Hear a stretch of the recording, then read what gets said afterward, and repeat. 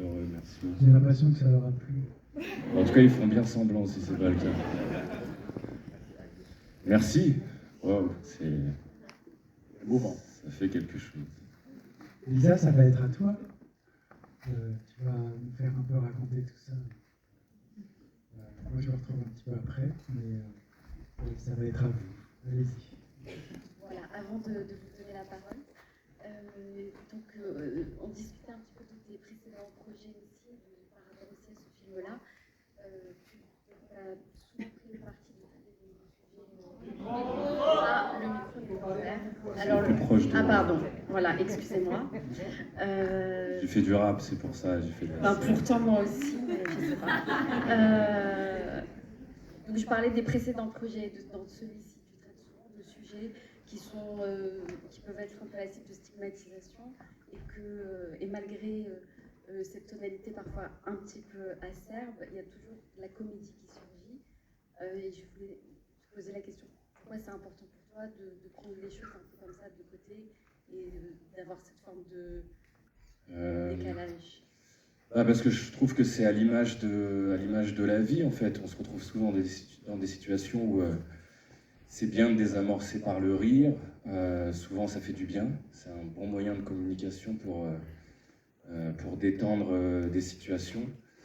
Et puis, je viens de la comédie. J'ai beaucoup, dans le passé, à travers mes différentes expériences, écrit de la comédie, travaillé avec des humoristes, etc. Donc je trouve qu'on peut faire passer certaines choses par ce biais-là. Et puis dans le film, j'avais envie de traiter de la comédie, c'est-à-dire que j'avais envie de passer d'une forme d'humour qui serait plus du cynisme, où en fait on a un personnage, le personnage de Pierre, qui rirait un peu plus au détriment de sa mère, et puis progressivement voir comment ça peut devenir un moment où il partage quelque chose, et jusqu'au moment où elle lui dit, t'es un petit marrant, avec Lisa, elle lui dit, je tiens de ça de ma mère, c'est-à-dire que c'est un héritage aussi, l'humour, c'est une façon de se parler souvent en famille pour éviter de se casser des assiettes sur la tête, parfois. Pour tous les deux, c'est une façon un petit peu parfois d'aborder la vie, d'avoir ce côté. Ouais.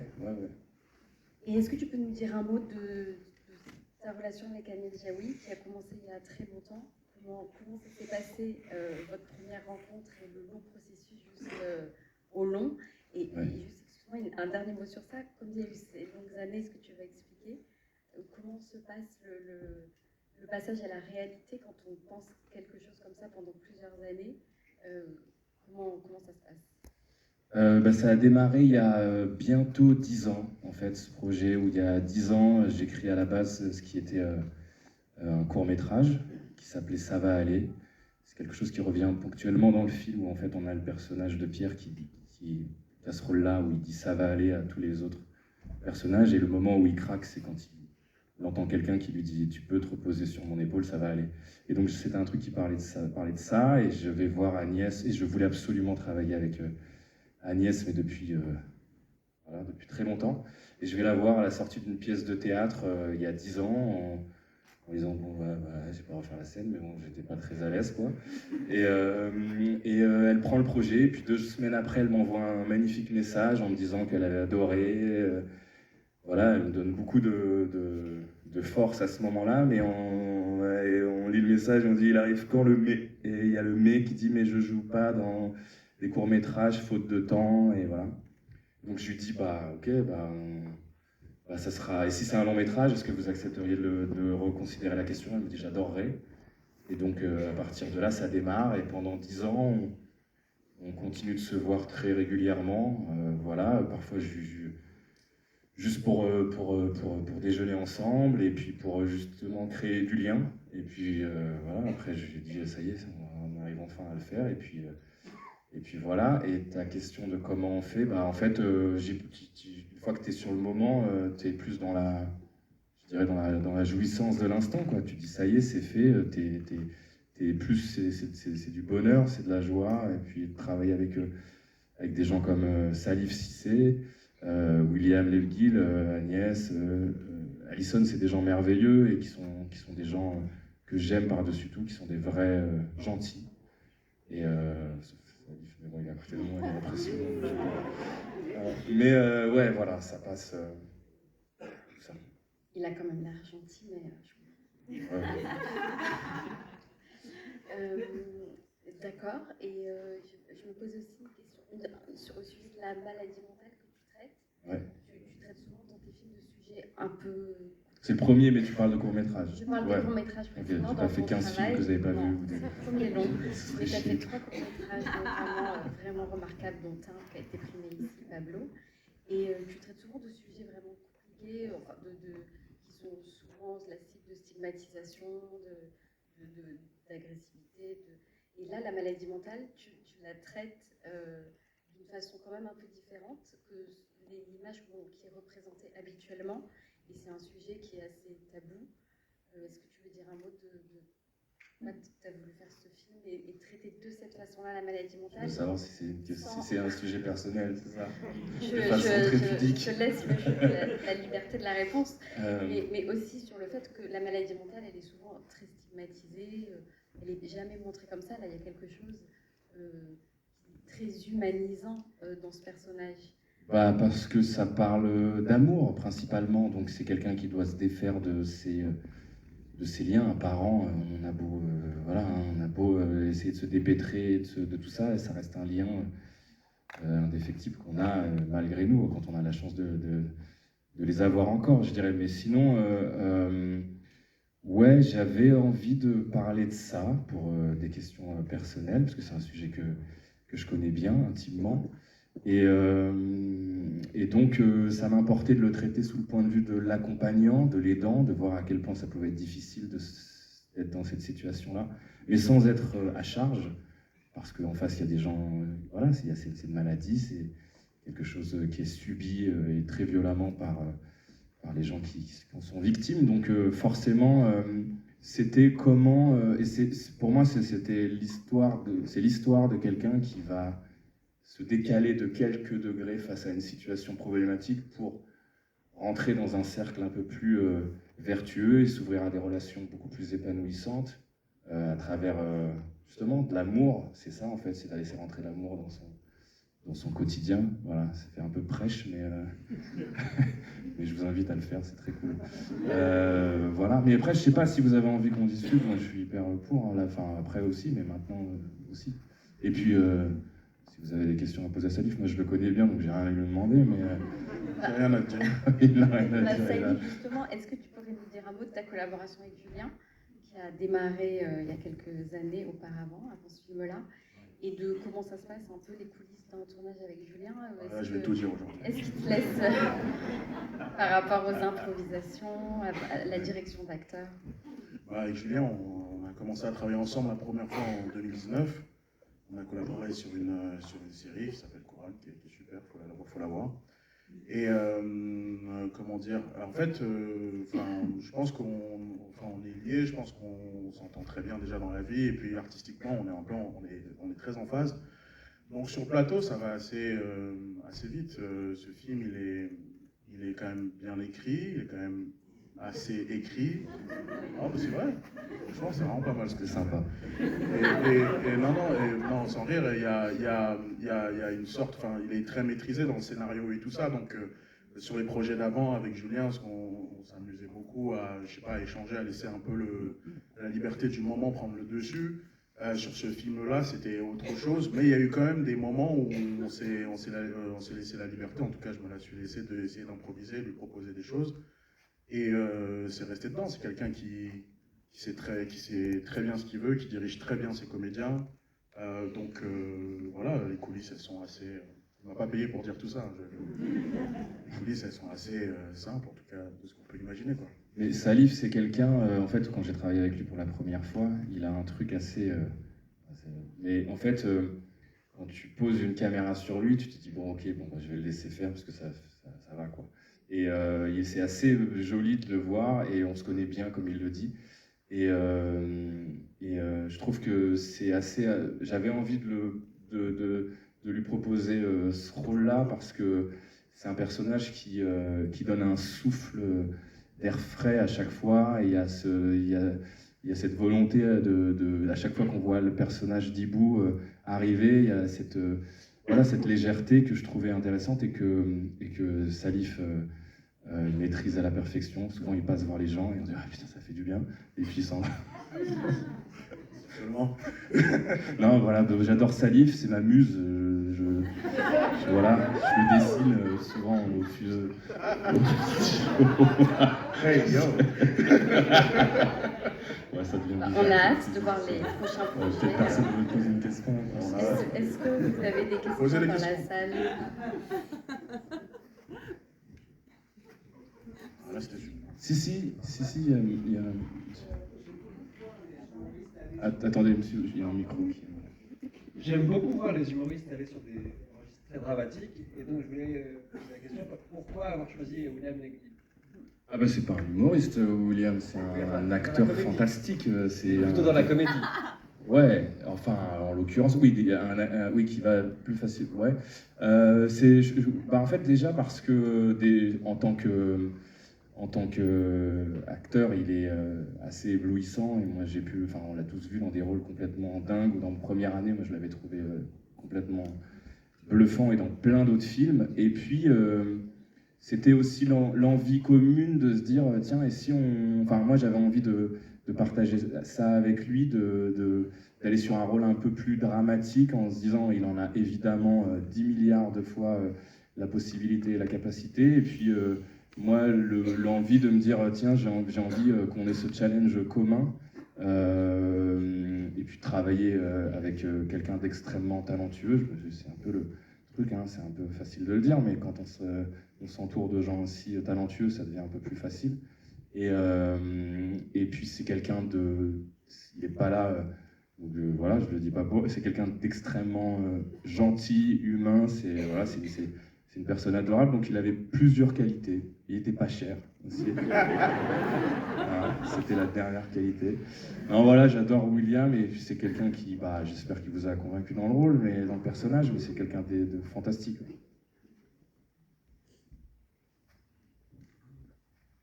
Bonsoir, merci beaucoup pour ce Je sais film. pas où vous êtes, pardon. Ah, pardon. Ce film très touchant. Voilà, je voulais vous poser une petite question de cinéphile. Dès les premières images, vous avez évidemment une comédienne époustouflante qui sait tout jouer, qui peut tout jouer, qui a en plus le recul d'être elle-même scénariste et réalisatrice. C'est quelqu'un d'accompli et de réalisé dans son travail d'artiste. Mais j'ai pas pu m'empêcher, alors que ça n'a rien à voir comme film. Bon, dès les 5 premières minutes, en gros plan, j'ai pas pu m'empêcher de penser à Femme sous influence, de Gina Rolands de Cassavetes. Ouais, c'est plutôt une bonne... Ouais, c'est cool. Ouais. Bon, moi, je suis Bon, fan. il a dit Indiana Jones, j'aurais dit merde. Non, mais là, c'est cool. et je voulais savoir si vous en aviez discuté, ou si c'était juste inconscient, ou si vous aviez eu, à l'intérieur de vous, avec ces années de travail avec Agnès, cette espèce de gestation, d'infusion relationnelle sur travailler un personnage comme ça, le filmer, le construire avec cette comédienne d'exception. Est-ce que vous aviez évoqué le travail de Cassavetes, et en particulier de ce film, qui est très très particulier, où effectivement il y a une prestation très très particulière. Voilà. Ouais. Oui, ça a été l'un des premiers films qu'on a regardé, que j'ai voulu qu'elle connaissait évidemment depuis bien longtemps, mais en tout cas qui est une vraie référence. Le travail de Cassavetes étant voilà une vraie référence, et ce film-là principalement. Donc oui, de façon très claire, il y a eu d'autres films. On fait partie des inspirations, en tout cas pour nourrir le personnage, je dirais. Et puis elle a eu d'ailleurs, de sa vie personnelle, elle était aussi nourrie par d'autres endroits. Mais en effet, ce film-là est un très grand film et avec une comédienne extraordinaire. Donc tout à fait, vous avez juste.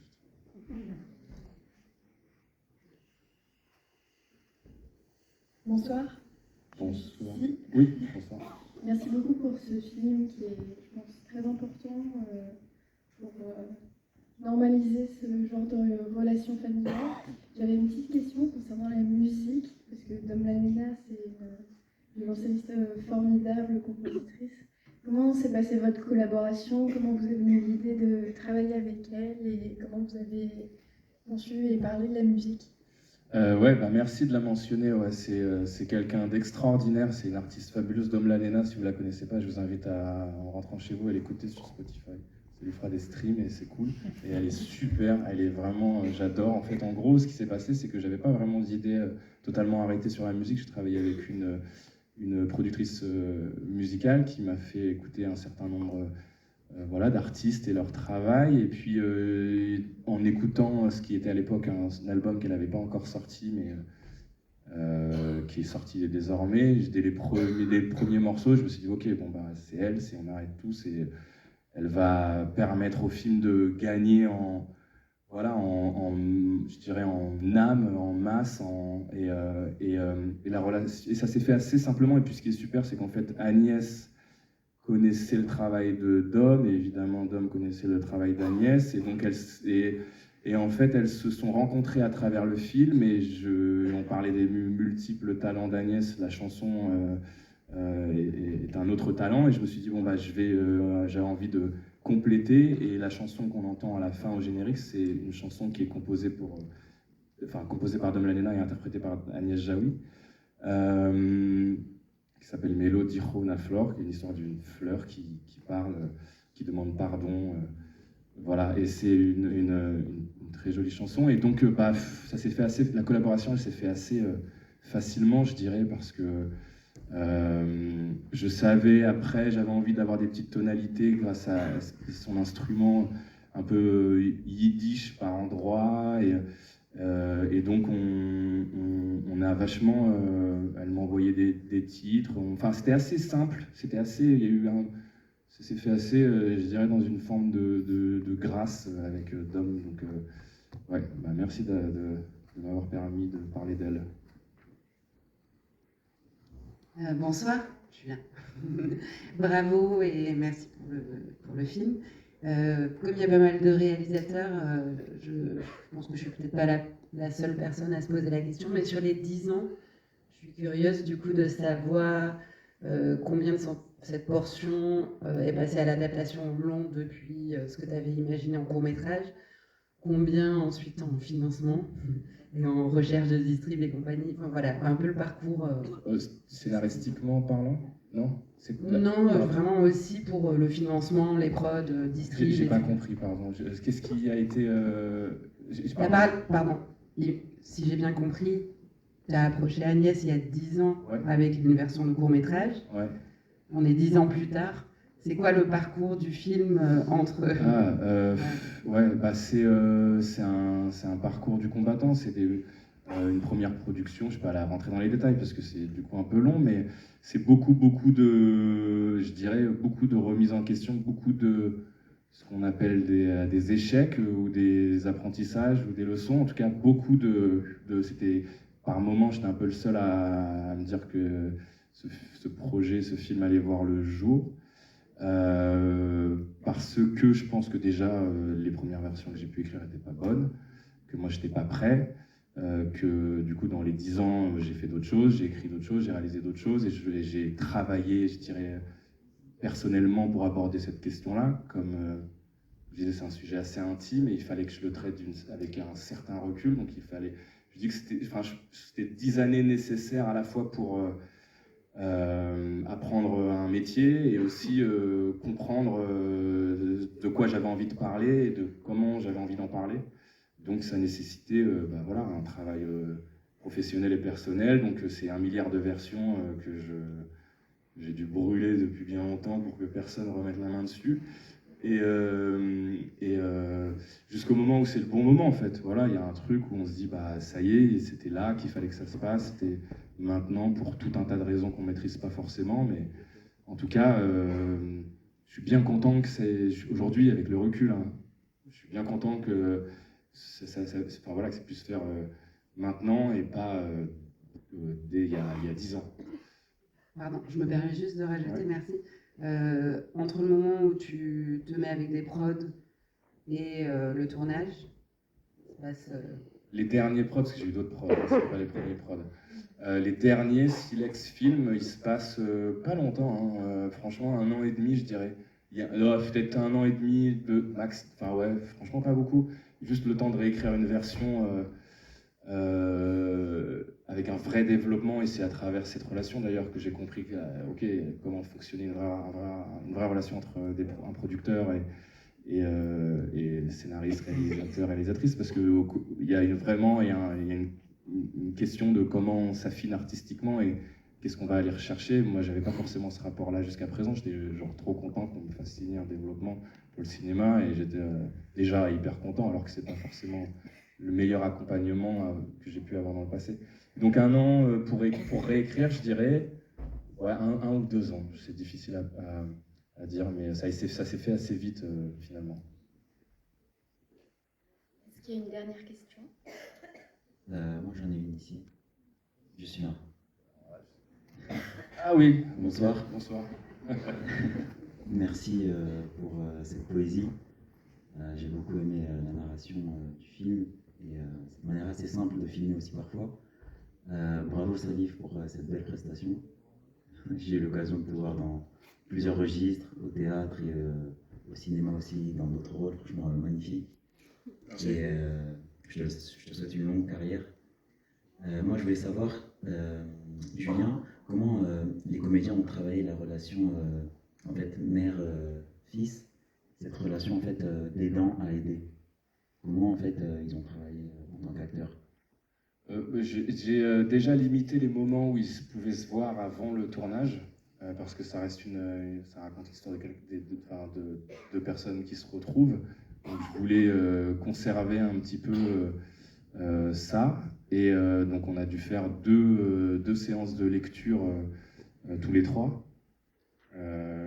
Et puis ensuite, il y a un rapport qui s'est vachement créé très rapidement sur le tournage entre Agnès et William, où en fait, je sais pas, peut-être par mimétisme et tout, mais il y a eu un truc il y a eu un vrai lien qui s'est créé. Et puis après, comment ils ont travaillé,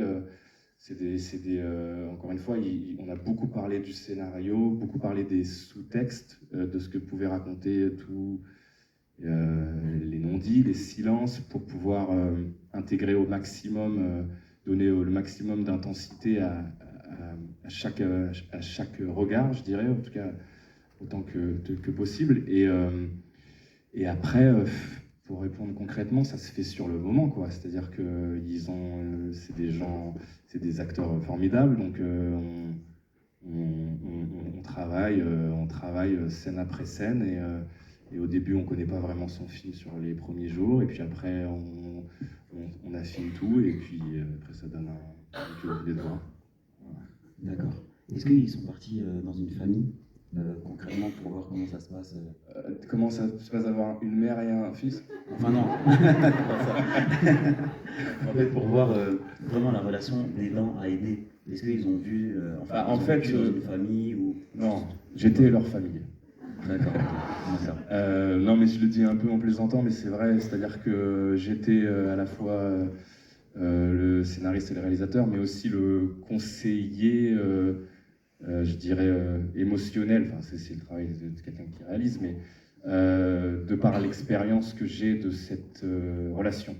Donc on s'est beaucoup parlé avec William, principalement, en fait, de ce que ça pouvait, tu parlais de violence, de ce que ça peut, des émotions très variées, de culpabilité, de rage, de haine, d'amour, de manque de confiance, d'espoir, de tout ça, et qui vient parfois se catapulter au même moment.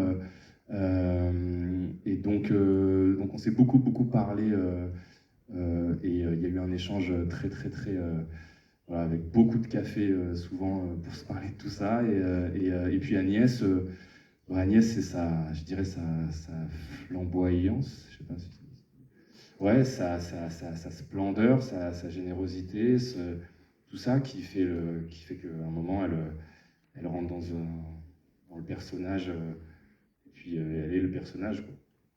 Merci. Merci beaucoup. Merci beaucoup. Je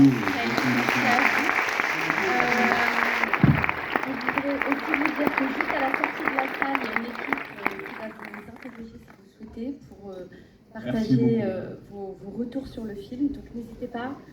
Et si vous souhaitez aussi mettre une note sur Allociné, partager sur les réseaux sociaux, soutenir les films que vous aimez, c'est important. Il sort le 6 mars. C'est 5 étoiles minimum sur Allociné.